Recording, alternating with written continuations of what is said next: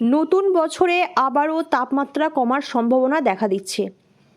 হাড় কাঁপানো শীত পড়তে চলেছে এবছর। আজ 29শে ডিসেম্বর, সোমবার। আজকের ওয়েদারের খবর নিয়ে চলে এসেছি আপনাদের সাথে। পুরো প্রতিবেদনটা দেখবেন। আগামী 5 দিনের ঠান্ডা কোথায় কেমন থাকবে, শৈত্যপ্রবাহ কোন কোন জেলায় বইবে এবং তার সাথে হচ্ছে বৃষ্টি হওয়ার কোনো সম্ভাবনা আছে কিনা, সবটুকু আজকে আপনাদেরকে জানিয়ে দেব। প্রিয় দর্শক বন্ধুরা, আপনারা কে কোন জেলা থেকে দেখছেন সেই জেলার নামটা অতি অবশ্যই লিখে দিবেন। এতে আমাদের বুঝতে সুবিধা হবে এবং আপনাদের জেলার খবর তুলে ধরতে আমাদের সুবিধা হবে। চলুন দেখে নিই আজকের ওয়েদার কেমন থাকবে, বাংলার ওয়েদার, বাংলাদেশের ওয়েদার এবং তার সাথে উত্তরবঙ্গের ওয়েদার। এই তীব্র শীতের কামড়ে গোটা বাংলা জুবুথুবু অবস্থা, তার সাথে আছে বাংলাদেশ এবং বিহার। গতকালে তাপমাত্রা নেমেছিল প্রায় 8 ডিগ্রি। এই এত তাপমাত্রা ড্রপ করার ফলে গোটা দক্ষিণবঙ্গ জুড়ে কিন্তু প্রচণ্ডভাবে হাড় কাঁপানোর অবস্থার সৃষ্টি হয়েছে। এতে অসুবিধায় পড়ছে বয়স্ক ব্যক্তিরা, বাচ্চারা এবং যারা মাছ ধরতে যান সেই সমস্ত জেলেরা, চাষিরা, সবার কিন্তু অবস্থা খুবই খারাপ হয়ে যাচ্ছে। শুধু এই ঠান্ডা নয়, ঠান্ডার সাথে কুয়াশার বিপর্যস্তের কারণে উত্তর থেকে দক্ষিণ, পশ্চিম থেকে বাংলাদেশ সব জায়গায় মানুষরা কিন্তু প্রচণ্ডভাবে বিপদগ্রস্ত হচ্ছেন। আবহাওয়া দপ্তর জানাচ্ছেন এই ঠান্ডা এবং এই কুয়াশা কিন্তু আগামী 3-4 দিন অবধি আরও জারি হবে।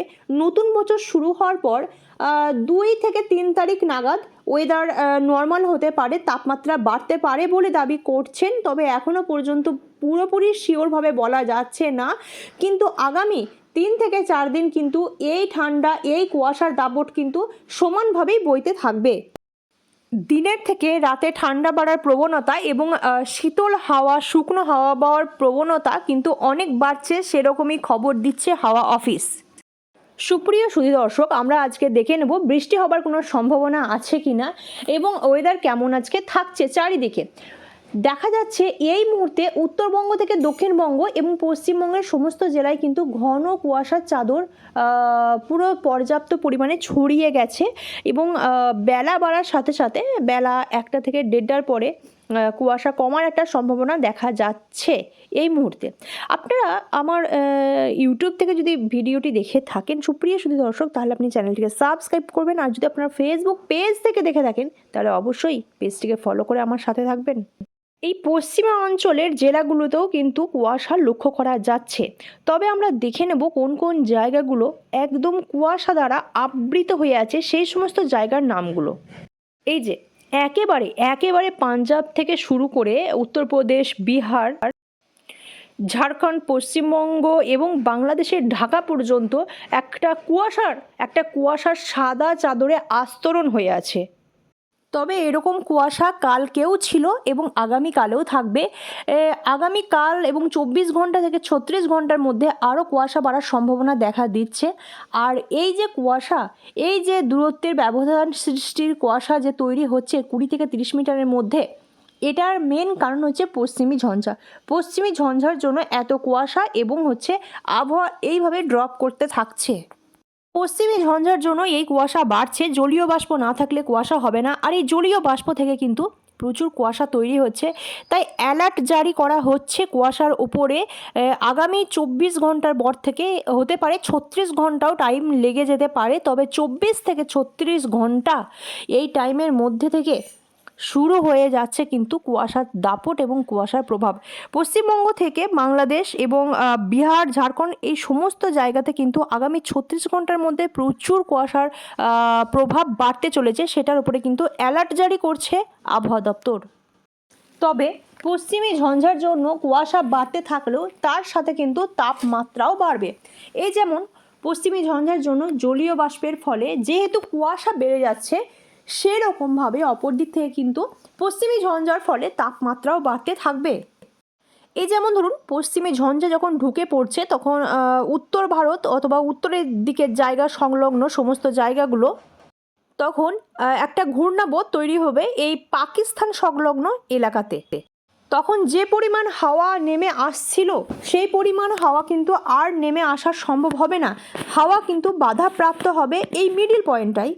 তার ফলে উত্তরের দিকে ঠান্ডা হাওয়া আর ঢুকতে পারবে না, এবং ঠান্ডা হাওয়া যদি না ঢুকে তাহলে তাপমাত্রা কমবে না, অপর দিক থেকে তখন তাপমাত্রা বাড়া শুরু হবে। তাই আগামী 24 থেকে 36 ঘন্টার মধ্যে তাপমাত্রার একটা পরিবর্তন দেখা যাচ্ছে, যে তাপমাত্রা বাড়তে থাকছে কিন্তু পশ্চিমী ঝঞ্ঝার জন্য অপর দিকে কুয়াশাও বাড়তে থাকছে। তাপমাত্রা বাড়া এবং কুয়াশা বাড়া দুটো সিমিলারলি প্যারালালভাবে হতে চলেছে কিন্তু আগামী 24 থেকে 36 ঘন্টার পর থেকে। এটার কারণ শুধুমাত্র পশ্চিমী ঝঞ্ঝা। তাই দেখা যাচ্ছে এখানে যে আগামী 1 তারিখ থেকে 3 তারিখ অবধি কিন্তু ঠান্ডাটা তাপমাত্রা এইভাবে থাকবে না, কুয়াশা থাকবে, পর্যাপ্ত পরিমাণে প্রচুর কুয়াশা থাকবে, কিন্তু যেটা হবে সেটা হচ্ছে তাপমাত্রাটা বেড়ে যাবে। মানে এই যেমন আমরা ঠান্ডা ফিল করছি এই মুহূর্তে, আমাদের হাত পা জমে যাচ্ছে, এই ঠান্ডাটা কমে যাবে, তাপমাত্রা 2 থেকে 3 ডিগ্রি বাড়বে, খুব একটা বেশি বাড়বে না। তবে এই মুহূর্তে 2 ডিগ্রি তাপমাত্রা বাড়াটাও আমাদের জন্য এনাফ জিনিস একটা। তো 3 তারিখ অবধি তাপমাত্রা বাড়বে, কিন্তু 3 তারিখের পরে 4 তারিখ অথবা 5 তারিখ, 4 অথবা 5 তারিখ থেকে আবার আবহাওয়া কিন্তু ড্রপ করে যাবে, ওয়েদার ড্রপ করবে, এবং আবার সেই শীত, সেই হাড় কাঁপানো শীত, সেই ঠান্ডা, সেই কনকনে ঠান্ডা আবার শুরু হয়ে যাবে আগামী 5 তারিখের পর থেকে।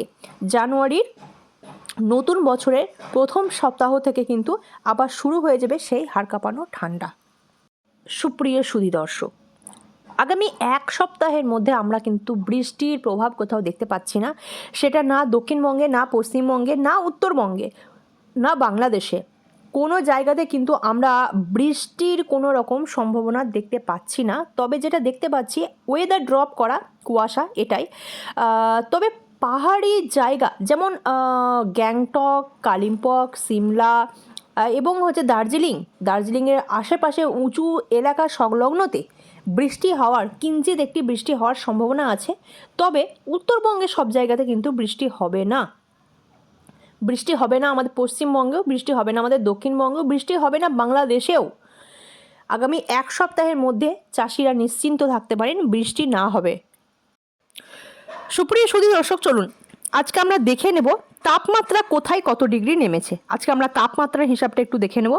আসানসোলে নেমেছে 9.5 ডিগ্রি তাপমাত্রা, অশোকনগরে নেমেছে 13.2, বহরমপুরে নেমেছে 10.0 এবং বাঁকুড়াতে 9.3।